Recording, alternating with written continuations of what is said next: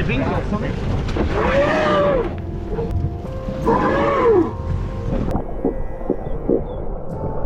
just on the edge. Yeah, I'll put it in.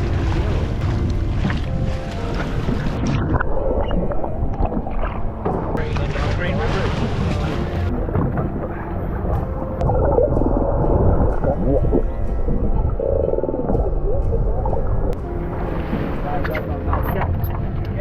Yeah.